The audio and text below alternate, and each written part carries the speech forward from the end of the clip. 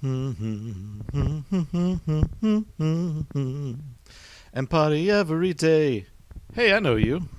Yeah, you're star something. Sorry, I'm bad with names. PsiStarPsi. Kneeling Haystacks, although it's Dr. Haystacks now. Oh, congratulations. What about you? Still working on it. Medical school is extensive. Huh, I suppose it is.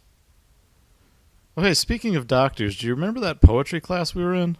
Of course. Why? Do you remember Maud, that odd gray mare who would only write poems about rocks?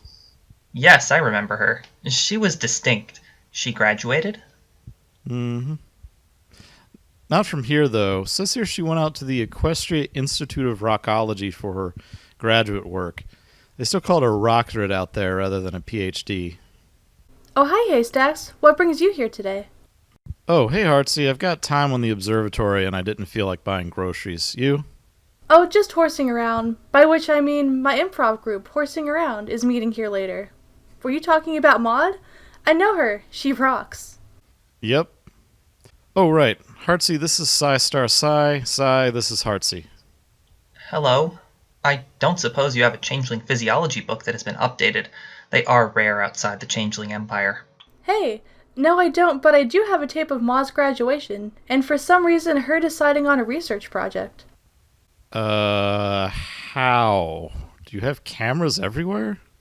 Actually, I got it from her sister Pinkie Pie. Ah, say no more. So let's get our food and go and watch it. Sounds fun. All right. Not a lot of people there. Is she the only one at her graduation? Well, the only PhD, I've heard it's some sort of graduate finishing school, maybe loosely associated with Canterlot U. Rumor has it, it's a military institution. You're joking, right? Keep thinking that. Well, I suppose attack is one command pets rocks can do, with help. Speaking of which, a long-standing mystery about Boulder was just cleared up. Wait, really? I must have missed it. It was right there. He's magnesium-rich basalt. Huh. You see, basalt is volcanic, while magnesium is less dense than silicon, which is the primary component of the Earth's crust, so therefore he's a volcanic rock that's formed near the surface. Maud must have found him near an area that either is or was once volcanic. Oh, that does sound like an interesting story. Also note that even now her dad doesn't smile. Maybe he smiles on the inside, like Applejack. I hear they're related. I suppose some ponies just don't have proper connections to their smile glands? Smile glands? I like Maud's speech. Direct, simple, to the point. She did have to give part of it twice at the end, though. Short, too. Leaves more time for drinking. You know, I've got a brother that might give that sort of speech, although he'd probably throw in something about food. Huh, I didn't know you had a brother. Yeah, well, there's a lot of that going around. Very literal interpretation. I approve of this message. Yes, very amusing. Her Maud impression is pretty spot on, too. It's nice. Also, Maud does stand-up. I'd pay to see that. Oh, yeah. I wonder if she ever performs around here. Tonight at 2100 Auditorium 107 Main Castle. She's my favorite. You know, I've noticed Maud talks more when she's excited. I can relate. I don't know how she goes without talking as much as she does. Rarity still has trouble speaking Maud, I see. Chartreuse gems that are common. Quartz variant? Possibly a sort of sapphire? Peridot would make the most sense, I think. And of course, common needn't mean uninteresting. Stone is a good building material, but how could she have seen anything like that castle? Well, the gems are the same as those from the cave. I guess they moved from the cave upward to make the castle? Yes, but gems typically don't grow in castle shapes, especially not in such a short time. The magical reconfiguration would be fascinating to study. I guess that's not in her specialization? So does that mean that the cave system extends underneath the castle? Maybe? You know, I kind of thought this would be more about the travails of life after getting a doctorate, or roctorate, as the case may be. And I guess that is a pretty niche demographic. Where I'm from, we always call those stickers. They're probably sandspurs of some sort. Either way, it's sticky business. Ugh. I'm serious. If they get in the wrong place, they take forever to get off. Where's Tank's propeller? And Rainbow Dash. I hope she wasn't going crazy looking for him. Or it's just not Tank. Pinky doesn't look too aware right now. A lyra-shaped rock. She doesn't get to say anything, though. Huh, so we found out her full name.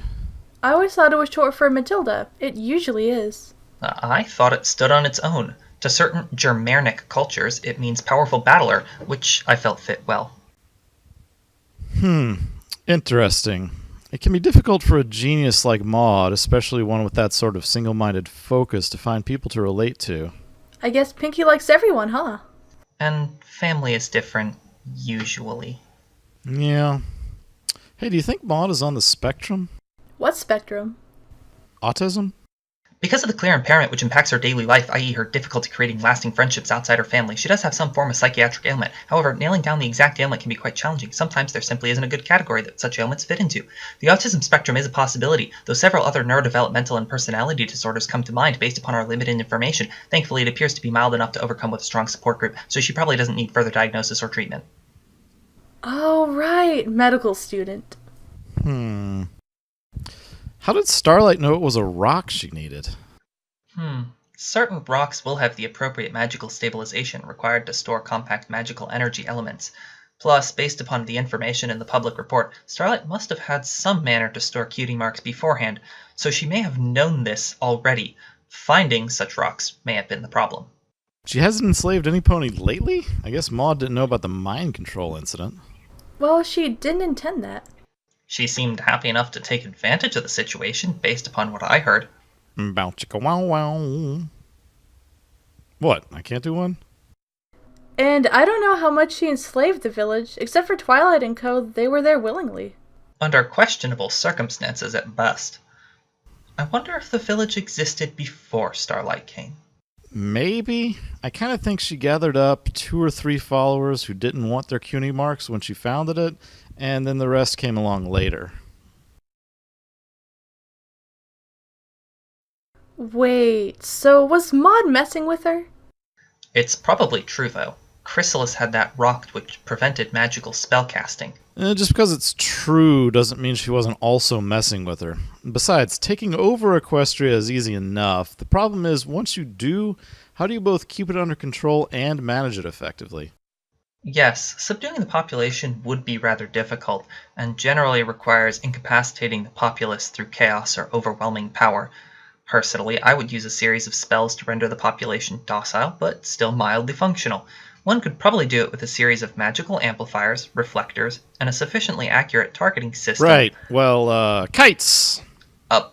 Haystacks, are you feeling okay? Oh, I can't tell if this discussion is real or not. To the books. I think he means you? Okay, so SLK is probably single line kite, that's easy enough. Spars, those are just support rods. AOI, angle of incidence, I guess? And ballast is weight. What do those have to do with each other? Well, I know you need to get the lift from somewhere, so the kite needs to be angled into the wind, i.e. angle of incidence, but past that, I'm not sure. Kites aren't my specialty. Well, I know tacking and sailing has to do with how you angle sails into the wind.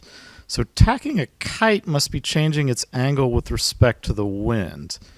Against the angle of incidence, then, must mean turning it against the wind instead of into it. If the kite were low density throughout, doing so would cause it to fly about crazily and probably either tear or crash. So to stabilize it, you need either extra weight or ballast. I'd say to put it at the bottom offhand, but if the weight is in the spars and not added separately. What?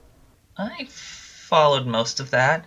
Wouldn't just the weight make it harder to turn? So maybe that stabilizes it? Oh, given that kite shape, it's probably gyroscopic stabilization. That requires the weight to be far from the axis of rotation, so it doesn't necessarily have to be at the bottom. What? Let's just say kiting is more complex than I thought, and Starlight must really know her stuff. Ooh, I like that pizza costume. I might just have to use that idea for Halloween. Hit in the head, but free pizza. Since the box is cardboard, that seems fair. Hey, I'd be happy with that. Bonk. Yum, pizza crust, but I'd rather be handed the whole pizza. This does a nice job of inverting common stereotypes. In truth, I find I'm more open about my feelings than a lot of females. Well, every pony is different. No two ponies are not on fire. It reference to an obscure comedy thing, don't worry about it. There are a number of sciences that tell stories. Every patient in medicine is literally their own story. Ooh, even me? Of course. And stars tell a story even older than rocks, but let's talk about the elephant in the room here. That's an expression. Right. Anyway, Boulder's only 2,000 years old? Possibly younger than Celestia. Right, but how would Maud know that from the stripe? She's the one who found him. I suppose the stripe might indicate the rock layer he came from. True, but that's a bit of a cheat. The stripe alone doesn't tell her that. Let's see, he's small, smoothed down, magnesium-rich basalt, around 2,000 years old. The stripe then indicates a layered transition between lava flows. If we assume a volcano with somewhat regular activity, then from the point of deposition the age could be ascertained fairly readily. Right, and at some point he must have been near the shore where wave activity could smooth him out after a piece broke off. What? Oh, basically Maud must have gotten Boulder near a volcano that's at least somewhat active. Like the Dragonlance? Good thought. Dragons are migratory, so it was probably while they were elsewhere. Right, but let's move on before we get too far off track. Is Maud joking about the guitar thing? That wasn't on her list of interests. Well, Rarity shreds a mean guitar, so maybe. I've never heard Maud play, so I don't know.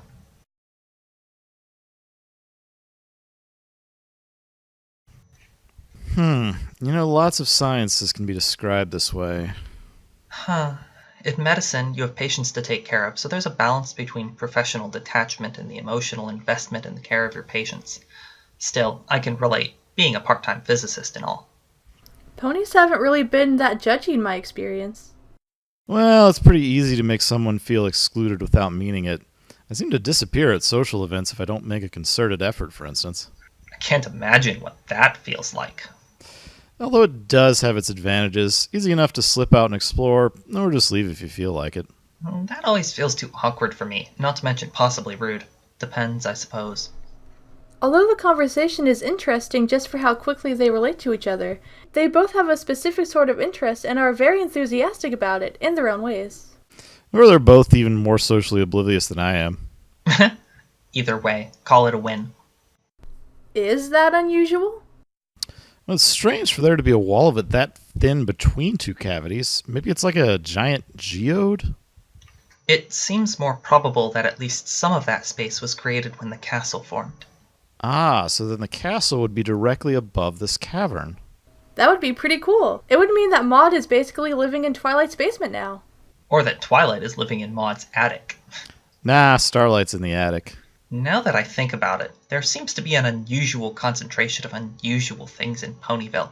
I wonder if every pony has unusual things happen to them regularly. What do you mean? There's this cave, then remember that child archaeologist in Ponyville, Petunia Paleo? She found fossils oddly close to the surface for an agricultural region, not to mention all the monster incidents that occur. I wish someone would think of the cleanup. Cleanup? Why do you mention that? I have a part-time position in an emergency department. Why does Pinky have dynamite?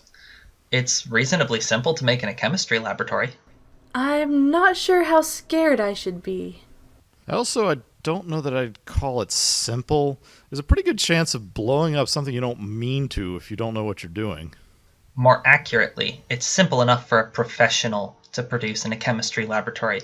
Do not attempt to produce explosives at home, ever. Hey, another command for the pet rock. Sandstone, therefore brittle.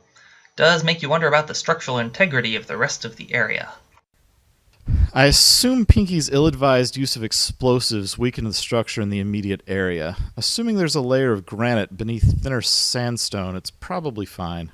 Well, Maud knows her rocks, so I guess I'll trust her on this.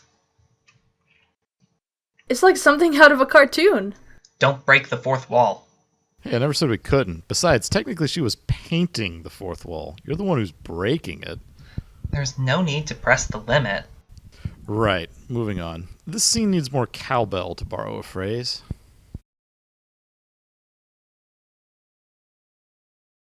A red velvet omelet cupcake does sound pretty good, but maybe without the jalapeno. So why does Maud need curlers? Her mane is straight. Actually, curlers can also be used to straighten hair. I heard from other interested parties that her straight mane was an expression of her stoic personality. He's stoic mane. I need to stoic my mane. What? You don't even have a mane. Oh. Whoa, I think that's the most emotion we've seen from Maud. She expresses herself differently from others. Such a clear expression is all the more valuable for its rarity. Like her smile? Right. And you will notice that she has been acting happy and smiling around Starlight, but stops when Pinky shows up. Wow, good catch. I didn't even notice that. Aw, Pinky is sad. Personally, I find it adorable when her hair deflates, or even when she goes full Pinkamena. It doesn't here, though. Maybe because she had it up in that bun first, although that was pretty adorable, too. Or maybe it's just a sign that she's maturing. Ah, the mark of a true fanatic. Starlight dreams about kites.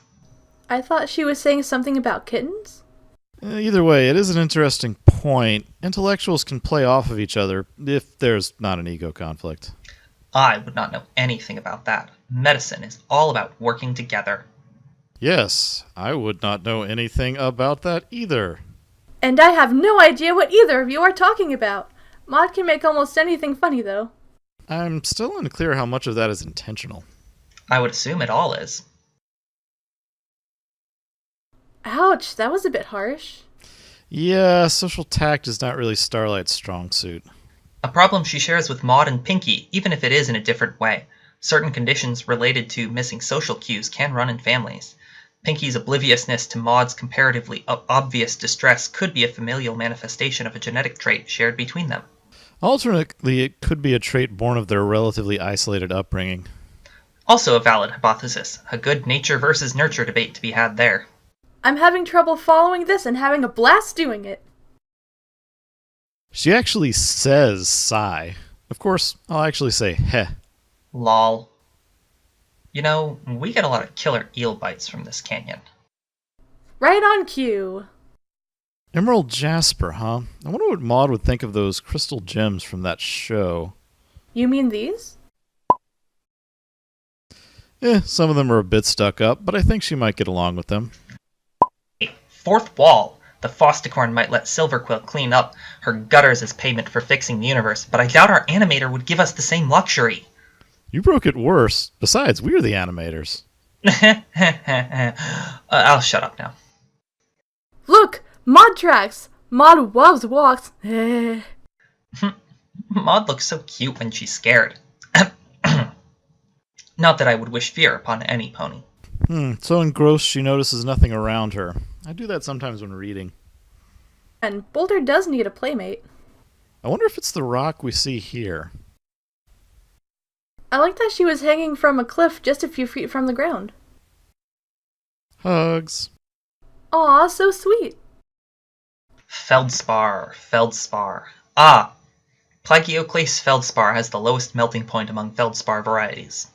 Gotta say, Maud knows her rocks. I'm just noticing this, but since when do you dig with an axe? Most likely that's for chopping firewood. And we come back around on the kites. Where did Maud get hers? The castle, I assume. I like that neither of them want to discuss their feelings. Well, it's not like as if those feelings are secret or anything. How would Maud deal with a crush? Wonder how she would express that. Maybe comparing the pony to rocks? Makes sense, but what kind? Pargasite ambifol containing eclogite. What? I was gonna say diamond. Nah, too cliche. Sai, care to explain? Well, Eclogites are very rare and form deep beneath the earth. This means finding one is a huge deal to a rockologist. Makes sense. And the rest?